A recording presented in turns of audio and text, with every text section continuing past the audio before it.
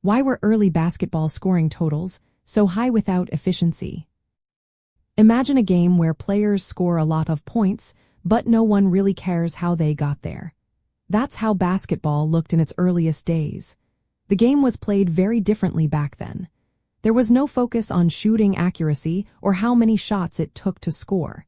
Instead, players just kept shooting and scoring as many points as possible. When basketball was first invented in 1891 by James Naismith, the rules were very simple.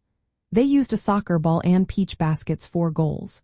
Players could only pass the ball because dribbling was not allowed yet. The game had 9 players on each side, making the court crowded and chaotic. Every time a team scored, the game restarted with a tip-off.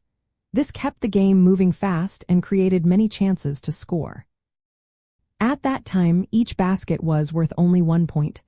There were no three-point shots, and free throws did not exist. The game was rough and physical, which led to many stoppages and fouls. Because of this, players often took many shots, even if they missed most of them. The focus was on scoring as many points as possible, not on how efficiently they did it. By 1896, the rules changed a little.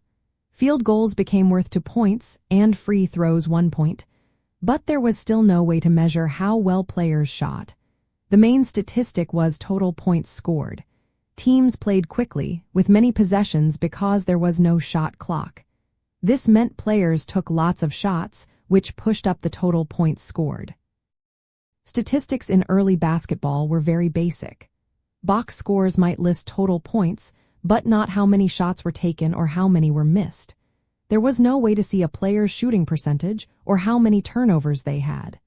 Without these details, players and coaches only cared about total points. They didn't think about shooting efficiency or how many wasted attempts they had.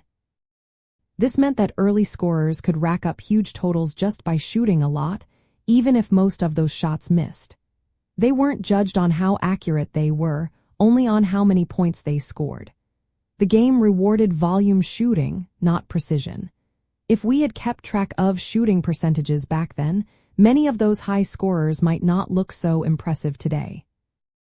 Looking back, it's clear that the high-scoring totals in early basketball came from the game's fast pace, many possessions, and lack of focus on shooting efficiency. Without detailed stats, players were judged solely on total points.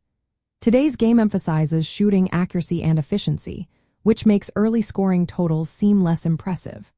The evolution of rules and statistics has completely changed what it means to be a good scorer in basketball.